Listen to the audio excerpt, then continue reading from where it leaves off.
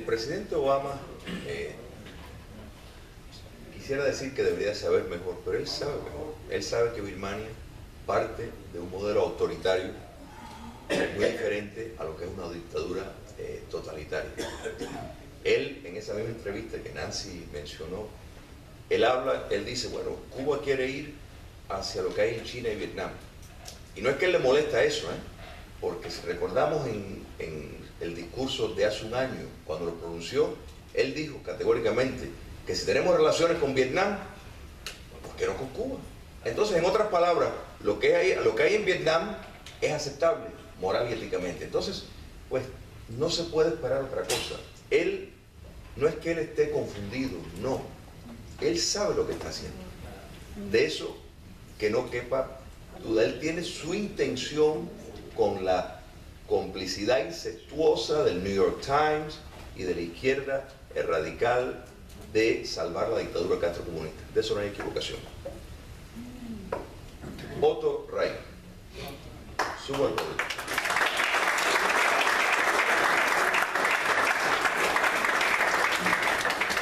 Muchas gracias, Julio, y muchas gracias a Patria de Martí y a ustedes por venir aquí cuando pueden estar viendo un programa agradable en vez de preocuparse por Cuba, así que se los agradezco. Julio me pidió que hablara sobre el día de hoy, o sea, lo que representa la decisión del presidente Obama hace exactamente un año de normalizar, vamos a decir, relaciones con Cuba desde el punto de vista de mi experiencia en el gobierno de Estados Unidos, en posiciones diplomáticas y de seguridad nacional. Yo tengo la opinión, y creo que la comparten la mayoría de ustedes, que la política, como Nancy muy elocuentemente, la política es absurda, ha sido un fracaso, y cualquiera que conoce a Cuba puede haberlo visto hace un año. El presidente toma esta decisión porque él quiere ser recordado como el mejor presidente en la historia de los Estados Unidos. Ustedes quizás se acuerdan que en diciembre de su primer año, o sea, hace 6 años, ya lleva 7 años en el poder, al final, ni siquiera al final del primer año, una periodista le hizo una pregunta: ¿dónde se pone usted en el firmamento de los 44 presidentes de los Estados Unidos? Y él, como siempre, muy calmado y con su sonrisa, dice, bueno, yo creo que entre los primeros 4, los 4 más importantes. O sea, este señor de verdad creía en ese momento, sin haber cumplido un año en el poder, que ya era de los primeros 4. Imagínense dónde está hoy. No, ya no tiene competencia, ya quedaron Washington y Lincoln y todos nosotros por detrás. Hay que pensar, francamente, es un caso psicológico, y aquellos de nosotros que nacimos en Cuba y vimos otros casos psicológicos como hermanos Castro, no lo estoy poniendo en el mismo cartucho, vamos a decir, a Obama y a Castro, pero mucha gente tiene problemas de ego, ¿no? Y algunos son más violentos que otros, como los Castro, por ejemplo. Pero yo creo que el presidente Obama tiene ciertos problemas, y como no tiene un éxito en política exterior, porque no hay, si alguien puede contradecirme, con mucho gusto, ¿no? Lo acepto, que si pueden decirme en qué país o en qué iniciativa internacional Estados Unidos ha tenido éxito en los últimos 7 años, me sorprendería. Al contrario, le puedo decir, después todos nosotros podemos empezar a nombrar países, Egipto, Libia, Siria, Irán, Afganistán, Irak, Somalia, Cuba, en mi opinión, muchos otros, donde ha sido un fracaso la política del presidente, que ha puesto a los intereses de Estados Unidos en posiciones peores de lo que estaban hace 7 años. Pero él está convencido, como él está entre los 4 primeros presidentes de Estados Unidos, que su política tiene que tener éxito. Ha tenido éxito. Es más, ya lo dijo. No sé si saben, en septiembre de este año, hablando con un grupo de jóvenes en la Casa Blanca, le preguntaron que cuáles son sus políticas exitosas y él dijo 3 de política exterior y mencionó el caso de Birmania, Cuba e Irán, o sea, el tratado con Irán. Nosotros sabemos bien lo de Cuba. El tratado con Irán, en mi opinión, ha sido un desastre para los Estados Unidos y para los aliados, aunque hay que darle crédito al presidente Obama. Ha logrado una cosa que era casi imposible, yo creo, que ha sido imposible para todos los presidentes de Estados Unidos. Ha unido a los países árabes con Israel, del mismo lado de Israel. Claro, esa no era estoy hablando un poquito sarcásticamente, pero Israel y los países árabes están en contra de ese tratado.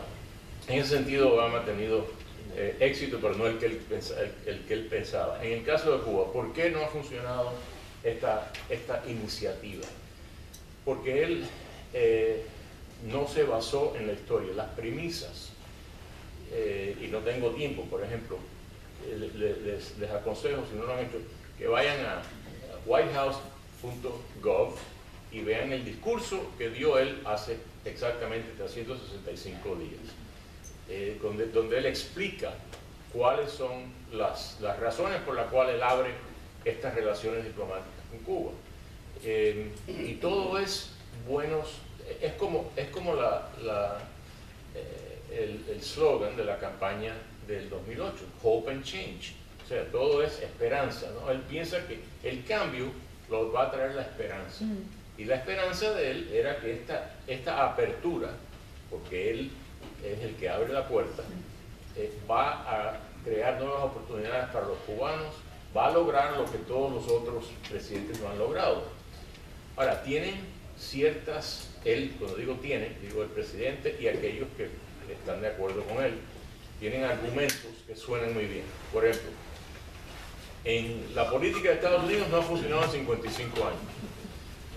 ¿Por qué no cambiarla? Ok, estoy de acuerdo.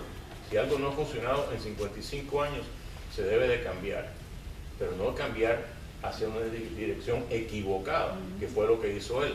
Lo que él ha hecho no ha resultado en mayores oportunidades políticas, económicas, sociales para el pueblo de Cuba, sino ha enriquecido a la dictadura que le viola esos derechos a los cubanos. Y eso, si no me creen, lean por ejemplo la carta de las damas de blanco que hacen pública hoy al propio presidente Obama, donde explican por qué la política del presidente Obama ha ayudado a la dictadura y no a la disidencia cubana. Si la política había aislado a los Estados Unidos, la política anterior había aislado, es otro de los argumentos que usan. Esta política ha aislado a los Estados Unidos, no ha aislado a Cuba. Fíjense, por ejemplo, cómo Estados Unidos pierde el voto cada año en las Naciones Unidas sobre el embargo, o como todos los países de América Latina le dicen al gobierno de Estados Unidos que tienen que cambiar su política. Y eso lo menciona el presidente Obama en su discurso el 17 de diciembre del año pasado. Él dice, para tener mejores relaciones con el hemisferio, vamos a cambiar la política hacia Cuba. Eso es como si el presidente Reagan, o uno de los Bushes, vamos a decir, o Carter o cualquiera, hubiera dicho, yo voy a cambiar la política hacia Israel, porque los países árabes de la región me lo han pedido. ¿Tiene sentido eso? Claro que no. Los países árabes estaban equivocados. Israel era el aliado de los Estados Unidos, ha sido y sigue siendo. Igual que en el caso de Cuba, los aliados son los demócratas, los disidentes dentro de Cuba, no el gobierno. Les puedo dar anécdotas de cosas que me han pasado a mí como diplomático de los Estados Unidos, cuando diplomáticos de países de América Latina me han dicho que no podían acompañar a Estados Unidos. Por ejemplo, hace 25 años, en el 91, van a ser 25 años porque fue en enero del 91, el presidente Bush padre me envía a Ginebra para la Comisión de Derechos Humanos. Fue la primera vez que esa comisión logró aprobar un proyecto de nombrar un Special Rapporteur, ¿cómo se dice Special Rapporteur en...? Reportero especial. Sí, Relator. El Gracias, relator especial. Y se logró, francamente, porque fue el mismo año, el mes que comenzó la guerra del Golfo contra Saddam Hussein, y los países europeos y otros decidieron, bueno, si Estados Unidos está defendiéndonos a nosotros, vamos a hacer algo por ellos, vamos a que se investigue la condición de derechos humanos en Cuba. El embajador de Colombia, una persona, y no lo digo por insultar a Colombia, al contrario, lo digo porque es un país fuerte, ¿no? y un país democrático como Colombia. El embajador me dijo, nosotros no podemos acompañarlos a ustedes en este proyecto, colega, me dice en español, después de 6 semanas de yo tratar de convencerlo.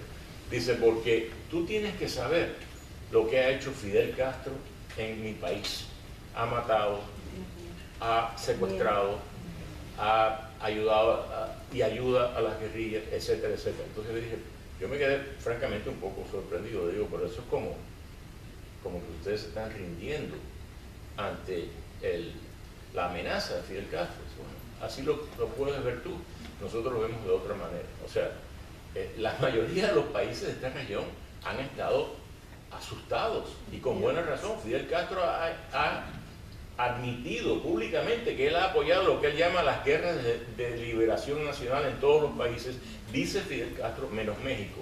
Eso porque lo dijo en México, y yo digo que México estaba incluido, pero no lo pudo admitir Fidel Castro en ese momento.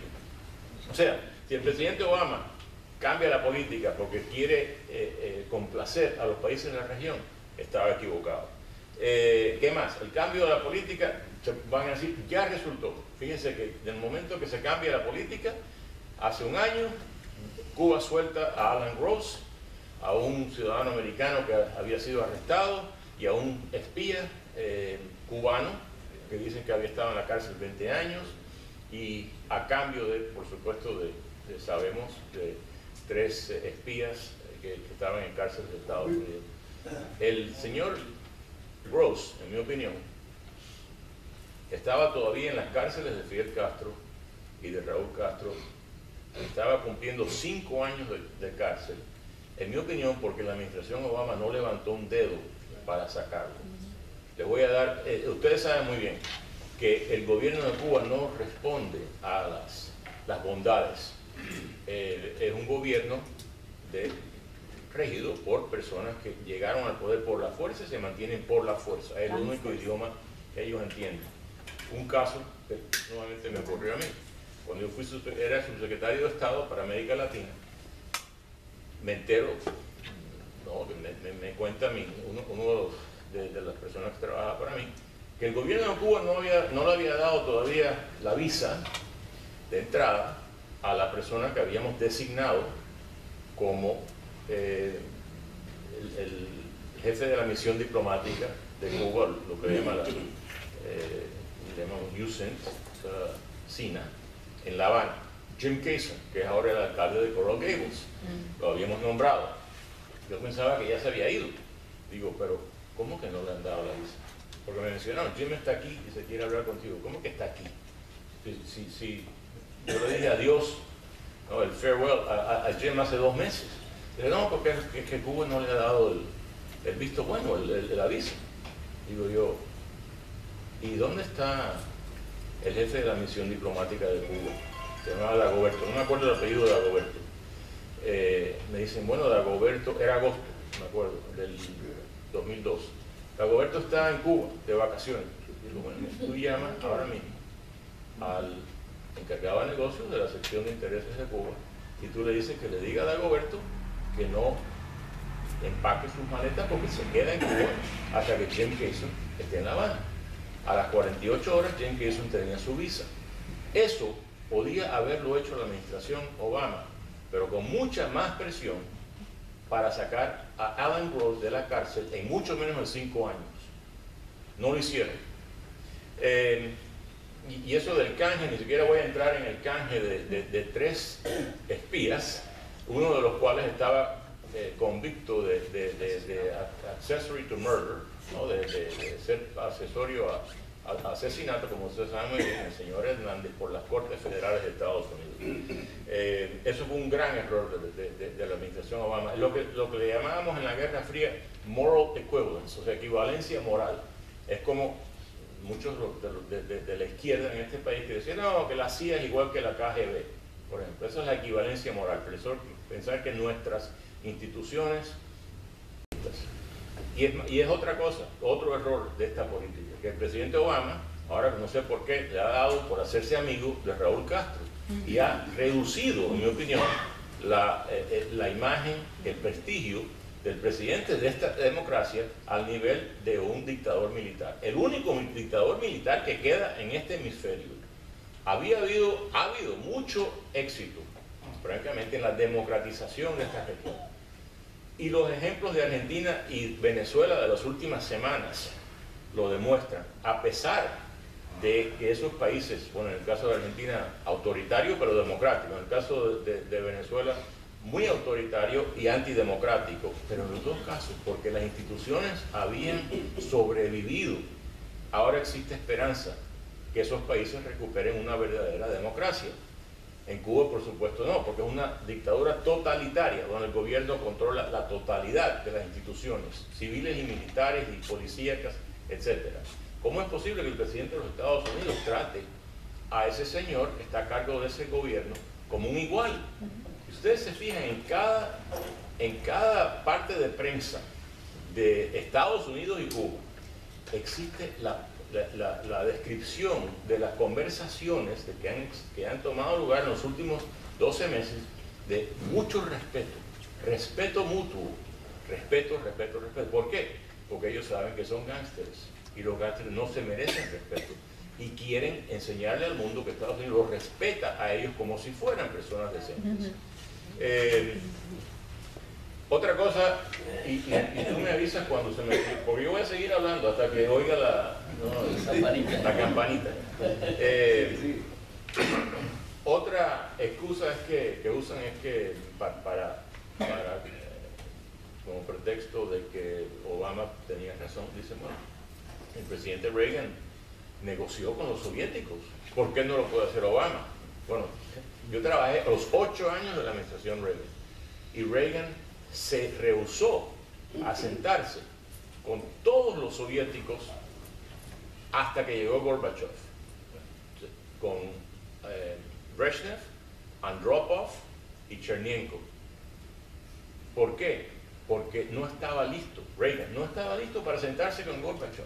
Él había dicho que él iba a terminar con la Unión Soviética, el imperio del mal. Y sabemos que los presos políticos en la Unión Soviética, cuando oyeron que Reagan se había referido a la Unión Soviética como el imperio del mal, pensaron que sabían que ese era el principio del fin de la Unión Soviética, porque por fin un presidente de un país democrático occidental se refería a la Unión Soviética como ellos conocían a la Unión Soviética, como el imperio del mal. Reagan por fin se reunió con Gorbachev al final del 5º año en el poder, en noviembre del 85, en Ginebra, porque ya para entonces la Unión Soviética estaba en bancarrota y en picada, y Reagan sabía que no convenía que la Unión Soviética se desplomara violentamente, sino rápidamente, pero pacíficamente, y eso fue lo que logró. Se demoró 3 años más, pero eso fue lo que logró. Obama, la estrategia de Obama es la equivocada. Él lo que ha hecho es fortalecer al gobierno de Cuba, o sea, fortalecer a los contrincantes, vamos a decir, los adversarios de Estados Unidos. Ni siquiera voy a usar la palabra enemigos, vamos a decir, que lo son, ellos dicen que son enemigos, pero vamos a decir que nosotros estamos en una competencia diplomática o política con Cuba. ¿Cómo es posible que el presidente de los Estados Unidos le abre las puertas al mercado de Estados Unidos, incrementa las remesas, los viajes, etcétera, a un país donde como dijo Jorge, donde GAESA, una institución militar manejada por el yerno o ex yerno, no sabemos todavía si está casado con la hija de Raúl Castro, o sea, con miembros de la familia, ¿no? Esto es una mafia, es una familia, pero de verdad, la mafia es una familia virtual, esta gente son una familia, el hermano mayor, el hermano menor, ahora el yerno, el nieto, el hijo, todos están metidos en el negocio de la familia, que es la economía de Cuba. Y el presidente Obama le ha dado oxígeno a esa economía con su acción. No le debe de sorprender a Obama cuando le responden, como dijo Nancy, él dijo que él quería ir a Cuba, pero solamente si él puede ir. Ojalá que lo haya dicho, francamente hay que darle al presidente el beneficio de la duda, ojalá que lo haya dicho sinceramente, que él solamente iría a Cuba con la condición de que él pueda reunirse con los disidentes. Pero no sé si saben que ya hoy contestó Josefina Vidal, la subsecretaria, la viceministro de Relaciones Exteriores de Cuba, que dijo que el presidente Obama sería bienvenido en Cuba si quiere ir, pero que no se puede meter en los asuntos internos, no puede criticar a la política interna de Cuba, etc. O sea, como diciendo, oye, ¿quién piensa que quién es usted, señor Obama, para venir aquí y decir que aquí hay disidentes? Aquí no hay disidentes, aquí lo que son delincuentes, ¿no? Empleados de la CIA, etcétera, pero aquí no hay disidentes en Cuba. O sea, ya le contestaron. Ojalá que se den cuenta de lo que ha ocurrido. Y ese ejemplo se ha repetido en muchos casos. Por ejemplo, yo conozco a mucha gente con quien yo hablo en Washington, gente de negocio que ha ido a Cuba, le he dicho, mire, yo quiero invertir en esto y lo otro. Dice, bueno, tienen que hablar con este funcionario o los funcionarios. Siempre se trata de la corporación Castro y de militares. Y francamente, muchos empresarios norteamericanos han regresado de Cuba muy decepcionados, pensando, ¿no? Ellos oyen toda la propaganda, primero que comenzó la Casa Blanca y después la prensa, no, que Cuba es open for business, ¿no? Que está abierto para los negocios, y después se dan cuenta que eso no es verdad. Y otra cosa, entonces se encuentran también que el precio, que el ingreso del cubano común es $24 al mes. Entonces, ¿cuántos refrigeradores va a comprar ese señor? ¿Cuántos automóviles va a comprar? ¿Cuántas hamburguesas se pueden comprar en un mes con $24 y tener dinero para comprar arroz y frijoles? Pues eso es lo que están encontrando. ¿Qué otras? Regresando al tema de Reagan y de las conversaciones, etcétera, con los soviéticos. No fue solo Ronald Reagan. Mucha gente no sabe que el intercambio comercial y cultural y de turismo, ¿cómo va mi tiempo? Está bien, Camilo. Oye, yo me acuerdo de eso. Contarte que no hayan palomas por aquí. El intercambio cultural entre Estados Unidos y la Unión Soviética llegó al tope en 1980. O sea, aquellas personas que le digan a ustedes, no, porque esos intercambios son buenos, porque eso, como me han dicho a mí, mucha gente en Washington ha cometido el error de decirme a mí, no, porque, por ejemplo, la gente de la Cámara de Comercio, que están muy confundidos, dicen, no, porque fue el intercambio comercial con la Unión Soviética lo que socavó al comunismo. No, señor. El intercambio comercial terminó, o sea, peaked, ¿cómo se dice peaked? Culminó en 1980, porque los soviéticos invadieron Afganistán en diciembre de 79 y Jimmy Carter, demócrata, impuso un embargo al trigo, a exportaciones de trigo, y canceló la participación norteamericana en las Olimpiadas del 80, y se unieron a Estados Unidos muchos países. O sea, ese fue el tope del canje. No fue el intercambio lo que hizo caer a la Unión Soviética, al contrario, fue lo que vino después. Lo comenzó Carter, hay que darle crédito. Yo no le doy mucho crédito, pero hay que darle crédito en eso. Y eso afortunadamente fue seguido por la elección de Ronald Reagan en noviembre del 80, y las sanciones que le impuso Reagan a la Unión Soviética en contra de la posición, por ejemplo, de la Cámara de Comercio de los Estados Unidos, que estaban en contra de esas sanciones. de las sanciones de Carter y después de las sanciones de Reagan. Y muchos aliados de nosotros, mucha gente no lo sabe, hablando de los aliados y hablando del aislamiento, como comencé, que mucha gente dice, bueno, que estábamos aislados. A veces Estados Unidos ha estado aislado y ha sido el único que tenía razón. Y este es un ejemplo. Cuando Reagan decidió boicotear el oleoducto de Siberia a Europa Occidental, dijo, no, si eso lo construyen los soviéticos, ustedes los europeos van a ser rehenes económicos de la Unión Soviética, porque los rusos lo van a abrir y cerrar como le den la gana. Y todos los europeos estaban en contra de Estados Unidos. Hasta la Margaret Thatcher, si ustedes ven, van a los libros de historia. Yo me acuerdo que estaba en la administración Reagan en aquel momento y habían choques entre Reagan y la Thatcher y muchos europeos. Y el que tenía razón era Ronald Reagan. Lo sabemos porque hoy en día, después de la Guerra Fría se construyó, no se construyó en aquel momento, porque la CIA lo saboteó, francamente, el oleoducto. Pero después de la Guerra Fría se construyó y ahora Putin está manipulando ese combustible para, por ejemplo, contra Ucrania y otros países, diciendo, si ustedes no me apoyan a mí, o si me hacen algo, yo les voy a cortar el petróleo o el gas natural. Reagan tenía razón y Estados Unidos estaba aislado, pero tenía razón. Igual que Reagan estaba aislado en el caso del deployment. Despliegue. O sea, había otro argumento entre Estados Unidos y Europa sobre misiles de medio alcance. Y toda la opinión pública en Europa estaba en contra. No sé si se acuerdan, en los años 80, manifestaciones de cientos de miles de personas en las calles de Europa en contra de los misiles Pershing y otros. Y eso fue en los años 82, 83, 84. Eso ganó el argumento Reagan, con el apoyo en este caso de la Thatcher y de otros.